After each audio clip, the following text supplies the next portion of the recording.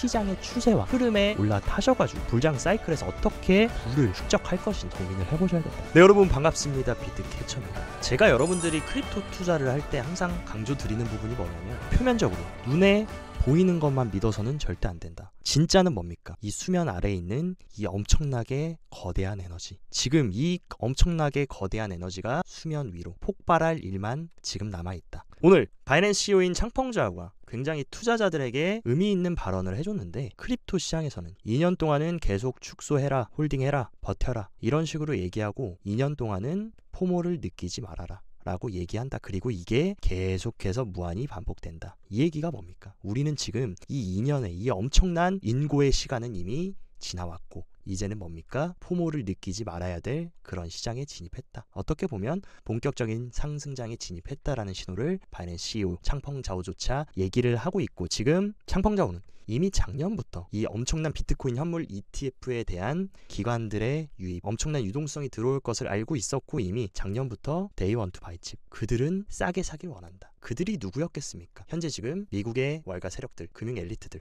그들이 지금까지 작년에 하락장을 만들고 주도했던 이유는 헐값의 비트코인을 많이 사기 위함이었다. 이 창펑자오의 과거의 예언이 어느 정도 근거 있이 본인이 뭔가 알고 있다라는 듯이 얘기한 것이라는 것이 지금 증명이 되고 있다. 그래서 어떻게 됐습니까? 블룸버그 ETF 전문가인 제임스 세이파르트는 오늘 저의 새로운 리서치 노트다. 여전히 1월 10일까지 비트코인 현물 ETF가 승인될 확률이 90%라고 생각한다. 하지만 그보다 더 일찍 승인된다면 현재 신청한 모든 신청자에 대한 승인 주문이 쇄도할 수 있는 기간에 접어들게 될 것이다. 이 제임스 세이파르트는 그냥 단순히 트위터에 돌아다니는 비트코인 인플루언서, 그런 전문가가 아닙니다. 블룸버그에서 ETF만 전문적으로 다루는 그런 전문가가 이 비트코인 현물 ETF 승인 확률이 90%라고 얘기하는 거, 아무 근거도 없이 얘기하는 건 절대 아닐 거다. 그리고 세이파르트뿐만이 아니라 에릭 발추나스라는 ETF 전문가 또한 1월 10일 전까지 90% 확률로 생각한다. 그러니까 이들은 뭡니까? 지금 비트코인 현물 ETF는 되냐 안 되냐의 문제가 아니라 시간의 문제다. 그리고 생각보다 더 빨리 될 수도 있다 라고 계속해서 얘기를 하고 있다. 실제 블룸버그 ETF 전문가들이 주장하고 있는 사실은,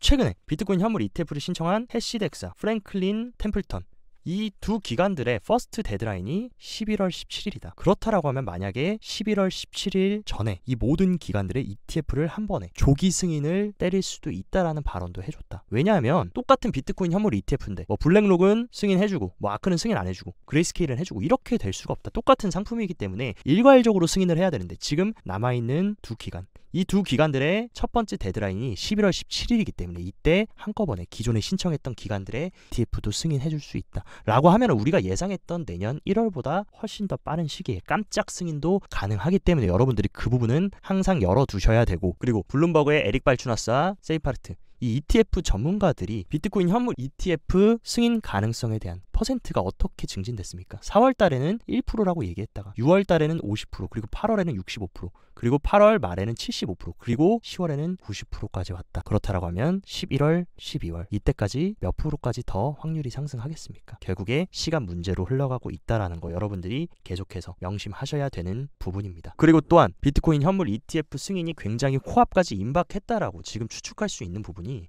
SEC 위원장 게리 겐슬러가 오늘 본인 트위터에 굉장히 의미심장한 동영상과 함께 글을 남겼습니다. 금융기업 부서는 자본시장의 기본 거래를 감독하고 유지한다 라고 하면서 기업 금융 부서에 대한 소개 영상을 올렸는데, 이 기업 금융 부서가 어떤 부서냐? 세이파르트의 말에 따르면 이 부서는 발행자의 투자 설명서를 작성하는 부서다. 그리고 지난 한 달 동안 우리가 본 모든 비트코인 ETF 수정안 제출의 배후에 있는 부서다. 최근에 어떤 일이 있었습니까? 블랙록부터 그레이스케일, 아크인베스트, 바네크, 피델리티 할 것 없이 현재 지금 비트코인 현물 ETF 최종 승인을 기다리고 있는 기관들이 갑자기 SEC 측에서부터 답안지를 고쳐가지고 수정안을 제출하는 움직임이 있었다. 이게 과연 현물 ETF 승인도 안 해줄 건데 왜 이거 고쳐오고 답안지 알려주면서 다시 제출하라고 SEC가 했겠습니까? 그리고 이런 식으로 또 SEC 위원장 게리 겐슬러가 이 ETF 수정안 제출 배후에 있는 부서를 왜 하필 지금 이 시기에 소개할까? 게리 겐슬러는 제가 항상 말씀드렸습니다. 나쁜 사람이 아니라 그저 꼭두각시다. 미국 정부와 미국 정치계 그리고 미국의 월가, 이런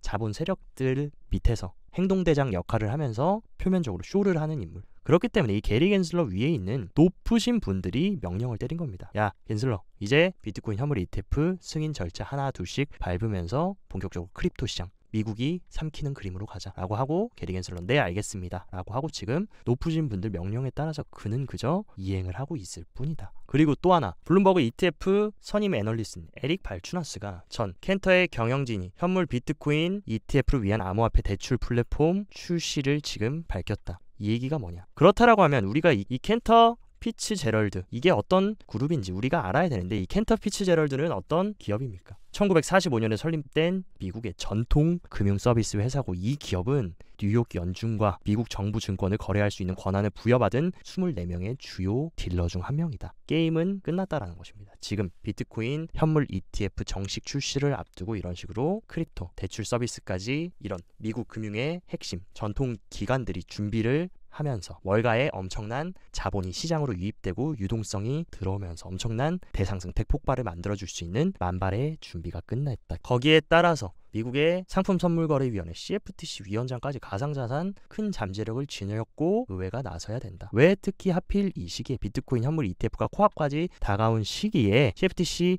위원장인 로스틴 베넘까지 왜 이렇게 친화적인 발언을 해주고 있을까? 이미 힌트가 다 나왔기 때문에 여러분들은 시장을 역행하고 여러분들이 뭐 난세의 영웅이 되겠다라고 하면서 지금 고점이라고 숏을 잡으실 때가 아니라 어떻게 하면 내년 불장과 그 후년 25년까지 상승 사이클이 유지될 건데, 이때 얼마나 여러분들이 부의 퀀텀 점프를 할 건지, 얼마나 여러분들이 2배를 만들 건지 5배를 만들 건지 10배를 만들 건지, 이것에 대해 고민하는 게 남아있는 올해 11월 12월에 현명한 투자자들이 해야 될 것이 아닌가라는 생각을 합니다. 또한 속보로 뉴스가 떴는데 비트코인 ETF 승인은 더 이상 가능성의 여부의 문제가 아니라 시기의 문제다라고 그레이스케일의 최고 법률 책임자까지 이렇게 발언을 했고, 또한 그레이스케일 CEO 마이클 소넨샤인까지 우리는 ETF에 대해서 SEC와 계속 대화를 나누고 있고 최종 장애물을 극복할 수 있을 것으로 낙관하고 있다. 여러분들 그레이스케일 CEO인 이 소넨샤인이 정말 모를 거라고 생각합니까? 얘네는 압니다. 대략적으로 언제 승인이 될 것이며 어떤 시기에 SEC가 정식으로 승인을 해줄지. 왜냐하면 이 그레이스케일이라는 집단은 어떤 집단입니까? 모회사가 디지털 커런시 그룹이다. 그리고 디지털 커런시 그룹을 보유하고 있는 게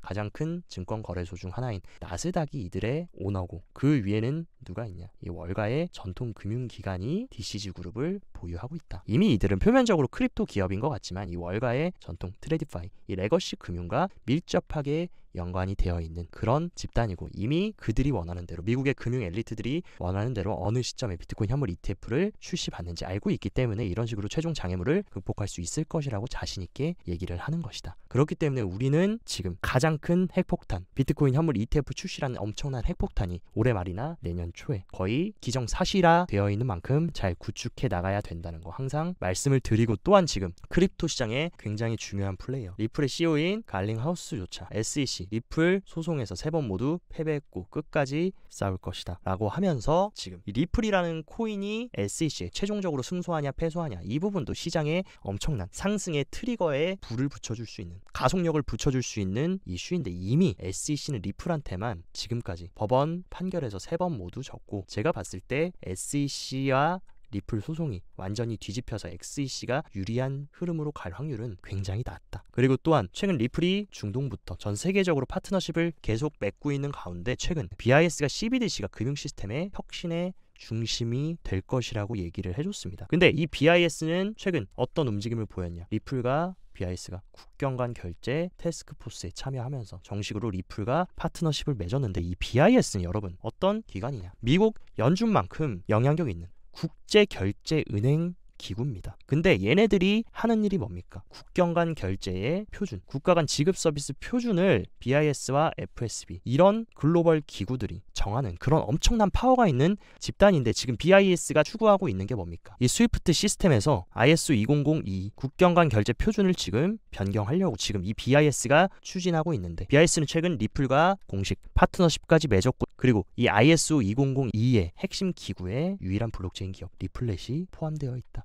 그리고 BIS에 이런 뉴스가 뜨고 나서 굉장히 재밌는 게 뭡니까? 리플이 공식 트위터에 70개 이상의 지급시장 확장된 암호화폐 유동성 옵션라고 하면서 리플 결제 제품의 차세대 진화 버전인 리플 페이먼츠를 소개했다. 여기서 리플도 게임이 끝났다. 지금까지 리또속 하면서 리플 홀더분들 굉장히 인고의 시간, 힘든 시간 보내왔지만 정말 내년만큼은 다르게 흘러갈 수 있고, 이미 지금 리플도 전세계 확장성과 밑작업까지 끝내놨고, 이런 식으로 BIS도 우리한테 지금 힌트를 주고 있는 거. 그렇기 때문에 리플 홀더분들도 계속해서 정진해서 잘 구축해 나가시길 바랍니다. 그리고 현재 시장이 지금 상승장의 초입이라는 거를 대놓고 알려주고 있는 게 뭡니까? 주요 거래소의 현물 거래량이 반등세를 보이면서 전월 대비해서 87%나 급증했다. 실제 지금 온체인 데이터 상으로도 10월달 들어서 현물 거래량이 상승 추세를 타는 모습. 보통 하락장 약세장에서는 많은 사람들이 숏 포지션을 잡고 단기 트레이딩을 많이 하기 때문에 선물 거래량이 올라온다. 근데 본격적인 상승의 초입 구간에서는 현물 거래량이 상승하면서 이런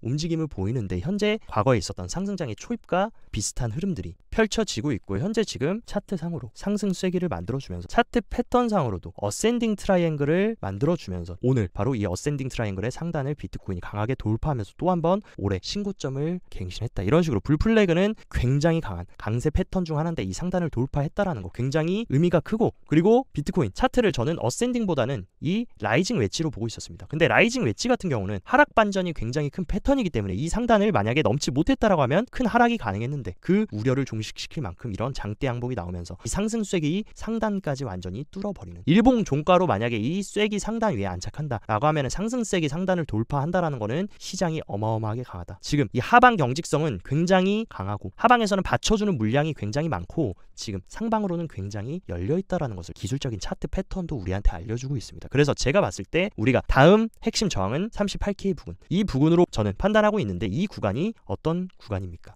비트코인 주봉상으로 굉장히 많은 매물대 저항이 위치하고 있는 게 바로 이 38K 부분이다. 또한 지금 웨일맵 상으로도 이 많은 고래들의 매물대를 지금 다 돌파하면서 비트코인이 역경을 딛고 지금 36K까지 올라왔는데, 이 다음으로 넘어야 될 가장 큰 산이 어디입니까? 바로 38.4K. 이 구간에 지금 고래들의 물량이 굉장히 많이 쌓여있는 구간인데, 이 구간까지 만약에 비트코인이 돌파해서 38K 위로 안착을 한다라고 하면 그 위에 상단에는 신고점까지 엄청나게 많은 매도벽이 없다. 그렇기 때문에 이 38K 여러분들이 잘 체크하시고, 이 구간을 돌파한다라고 하면 더 폭발적인 상승이 가능하다라는 거 여러분들이 명심을 하시고, 아까도 말씀드렸지만 여러분들이 지금 뭐 비트코인 작년 대비 많이 오른 건 맞다. 근데 제가 말씀드린 게 뭡니까? 이제 해봐야 고작 상승장의 시작일 뿐이기 때문에 함부로 숏 포지션 잡고, 여러분들이 뭐 난세의 영웅이 되겠다, 비트코인 현물 ETF 다 된다고 하지만 나는 남들이 다 된다 할 때 안 된다고 하는 그런 난세 영웅이다라고 해서 숏 포지션 잡으면 어떻게 됩니까? 이런 식으로 뚝배기 다 날아가고 숏 청산 당한다. 그렇기 때문에 여러분들이 지금 무리해서 시장을 비관적으로 보고 비트코인 현물 ETF 안 될 거고 비트코인 망할 거다 라고 하기보다는 지금 시장의 추세와 흐름에 올라타셔가지고 어떻게 하면 다음 상승장, 불장 사이클에서 어떻게 부를 축적할 것인지, 어떻게 여러분들 자산을 퀀텀 점프할 것인지 여기에 고민을 해보셔야 된다. 많은 분들이 주봉상으로 RSI가 과매수 구간이 도달했다 보니까 매크로도 모르고 시장 흐름도 모르고 그냥 차트만 분석하는 차트댕이들은 지금 과매수 구간 돌입했으니까 이제 비트코인 폭락할 겁니다. 이런 식으로 굉장히 단순하게 분석을 하는데, 과거에 2020년부터 2021년까지 비트코인이 신고가를 갱신하는 이 불장 때도 RSI 주봉상으로 과매수 구간에 돌입했고, 이 과매수 구간에서 계속해서 놀면서 비트코인이 신고가를 갱신할 때, 이때까지 RSI가 계속 과매수 구간 위에서 놀고 있었다. 근데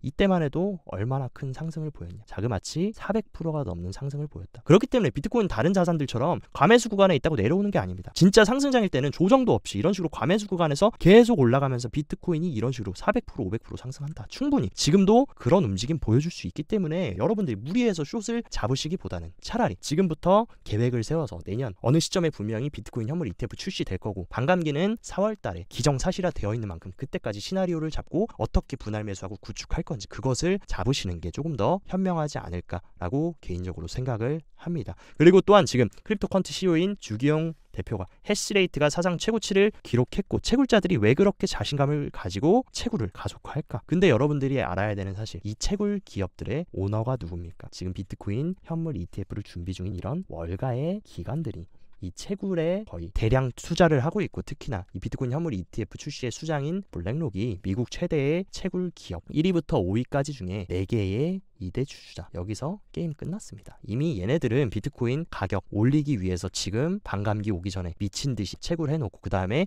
비트코인 가격 오르면 그때 이 채굴 기업들이 비트코인을 매도하면서 수익을 보고 나올 거다. 이런 시나리오에 대해서 여러분들이 잘 알고 계셔야 조금 올랐다고 해서 바로 내리시고 도망치지 않고 계속 꼭 양손에 비트코인 쥐고 구축해서 우리가 본격적인 상승장까지 들고 갈 수 있다는 거 여러분들이 아셔야 되고, 지금 시장이 아직 상승 초입이라고 제가 계속 강조드렸던 이유 중에 하나도 지금 비트코인 리얼라이즈 캡, 그러니까 비트코인 홀더들의 실현 가격 비율을 보여주는 그런 데이터인데, 보통 이 빨간색 구간은 단기 홀더들의 실현 시총이 높을 때입니다. 보통 이럴 때가 이제 비트코인이 최고점을 찍고 하락하는 그런 시기인데 지금 어떻습니까? 단기 홀더들의 실현 시총이 지금 최저 수준, 반대로 장기 홀더들의 실현 시총은 엄청나게 크게 차고 있다. 본격적으로 우리가 매도를 고려해야 될 시점은 과거 패턴과 마찬가지로 단기 홀더의 실현 시총이 적어도 이 정도는 올라왔을 때, 비트코인이 이 정도 올라갔을 때 이때부터 우리는 매도를 고려해야지 지금은 상승장, 본격적인 대상승장 시작도 안 했다라는 거 여러분들이 꼭 명심하시기 바랍니다. 오늘 영상도 시청 진심으로 감사드리고, 영상 도움됐다 하시면 좋아요, 구독 눌러주시고,